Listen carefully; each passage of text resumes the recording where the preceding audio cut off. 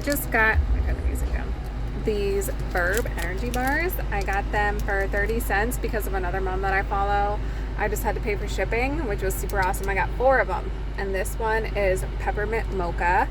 Supposedly it has as much caffeine as espresso and only 90 calories, and I didn't know if they were going to be dairy free because I can't eat dairy because of Amelia. She gets super fussy when I eat dairy. But these are gluten-free, dairy-free, vegan, okay?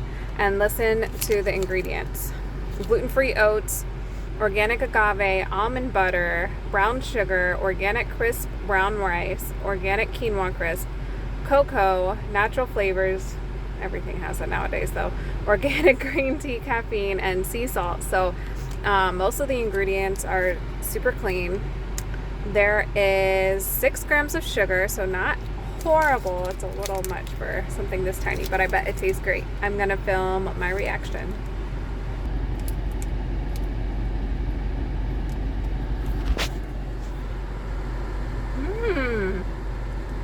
That is really good.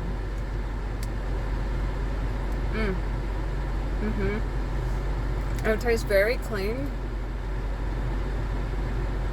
It's got a definite coffee flavor to it, which I love. That's why I picked this one. But it's not like overpowering, and the peppermint really comes through, and just enough sweetness. Thumbs up for Verb Energy. So, okay, road thoughts. Because what do you do when you're driving besides think, right? I was thinking about the last video that I made about just how I am open-minded to a point where it's not good sometimes, and I constantly, and this is probably common for a lot of special needs parents, but my kids are always on my mind, and I'm always thinking about them and autism, and how much do I push them? How much do I make them comfortable? Am I pushing them enough? Am I not pushing them hard enough? It's so hard to know exactly what to do. I feel like I'm very much an advocate of we need to help them more than we need to push them, because they already are in this world where the mass is neurotypical and thinks a certain way and does things a certain way. So we need to err on the side of making them more comfortable and respecting what they need and just letting them be. And I have such a hard time with this sometimes. I think it's especially hard when I feel like my kids are bothering others, and I want to stop them from bothering anyone else, but really that's not healthy or conducive to them learning in any way, shape, or form. I think it's just my protective side of I don't want that other person to get mad at them or to say something or do something and then my kids get hurt. Ezra and Selena are so sensitive, both of them, and so passionate, and it just breaks my heart whenever they hurt, and I don't want them to hurt. So I avoid situations a lot because I foresee them getting hurt, but in the long run that's not helping them at all. I feel like they crave to go out and do things a lot, and I've experienced a lot with them, and I don't just keep them in the house and keep them in their room or anything, but it also depends on my energy level and my level of patience that day too, because outings are just hard sometimes. Ezra especially has it in his mind, like if we're going a certain place, what we need to do and how it needs to be done, and if things don't go as planned in his mind, he gets really upset. And I have another 2 children too. Amelia's still a baby, and obviously I just carry her around wherever, but like I remember going to the whatchamacallit, the place with all the science stuff. Why can't I think of the name of it right now? the Science Museum. That's it, right? Science Museum? I don't know why. I'm just tired. I hope this energy bar kicks in soon. But Ezra and Selena, they were both younger. And they just wanted to do different things the whole time. And it was just me with them. So it's not like I could be in two different places at once, and they're little, so I couldn't just let them go off and do things by themselves. And it was a huge place, so we had to do one thing at a time, and it was just like one meltdown after another. It was exhausting, to say the least. And especially Selena's more go with the flow than Ezra, so she would understand your turn, my turn. But Ezra has a hard time transitioning, so he did not want to go from one thing to another. He just wanted to stay where he wanted to stay. And he doesn't understand why he needed to leave. And like, he gets, Selena wants to do something else, but it just, I don't know, it's just so hard because in his little brain, well, now it's a big brain, he's 7 years old, he has to do this thing, and he has to stay here, and this is what's centering him and making him comfortable, that if he leaves that, or if he goes and takes turns, then it like hurts him. So it's hard. And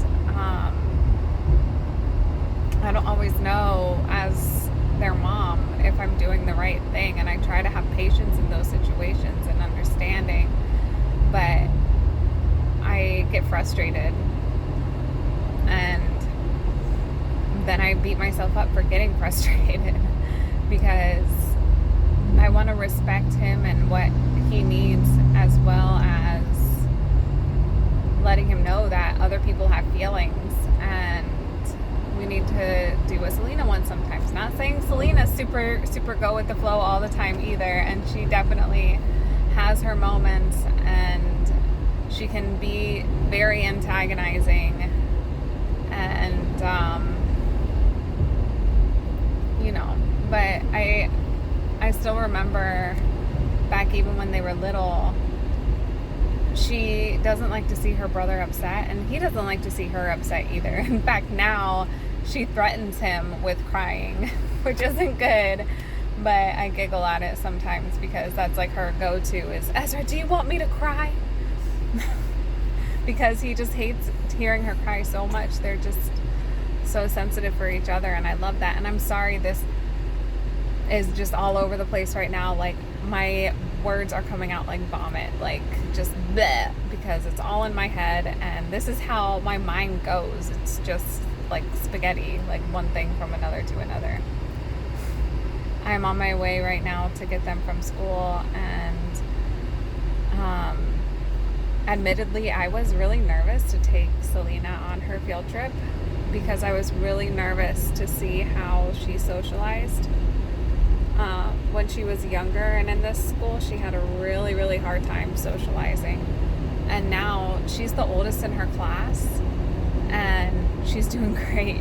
And I'm so thankful. And I know that maturity plays a part in this, definitely. And I know she really thrives on taking care of others. She's very maternal. So this was a good move to put her back in this school. But I'm a little nervous. It's a Montessori school, so the classrooms are 3 to 6 is what she's in right now. And then I don't know if she's going to be in this classroom another year because her birthday's in October, or if they're going to move her up to the elementary 1 class, which will then be 6 to 10 or 7 to 10, something like that. But I'm nervous for her to be the youngest again. And she can have a really hard time socializing, but the field trip actually went really great, and I saw all the friends she had made, and she was really happy. And it's really refreshing to see. I hear great things from her teachers and her directors, so I think that we made a really good choice for her. For Ezra, I'm always so torn. He goes to a therapeutic school, and while I know that therapy benefits him, especially OT. I'm a big OT lover. I actually was looking into an OTA program for myself before I got pregnant, And then I got pregnant and didn't go, obviously. But I love OT. I love the sensory need aspect of it and finding out what each child needs. But that being said, I think kids can get over therapied, for lack of better words, just too much, where the professionals then get it in their mind. I'm talking teachers, aides, therapists, how things should go and how things should be done, and this is this child specific plan, that they don't just relax and let the kids be kids sometimes.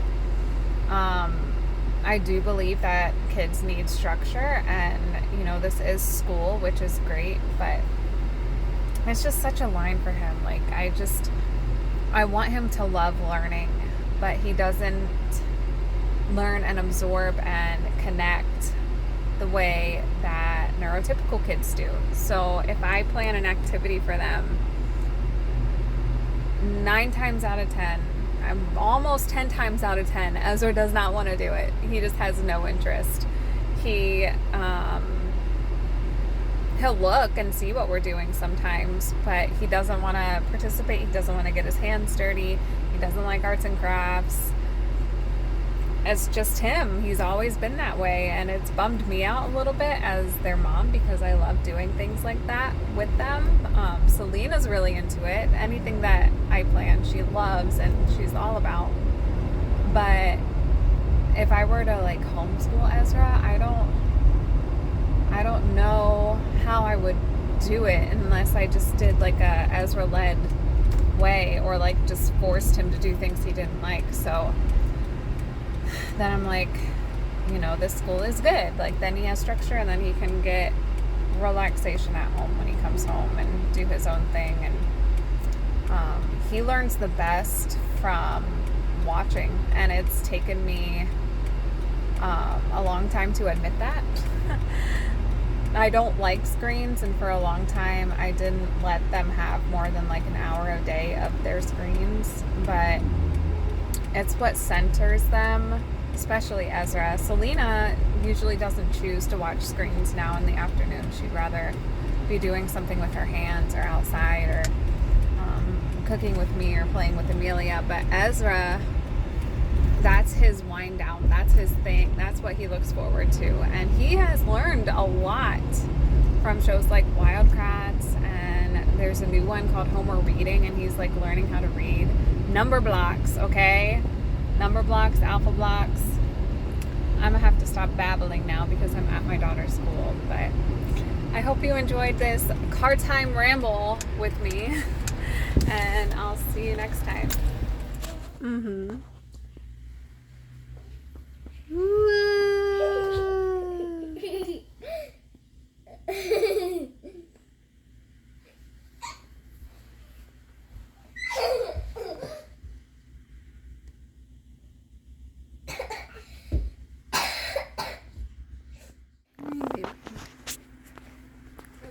She's watching. Hi. Are you gonna roll like that too? Whoa.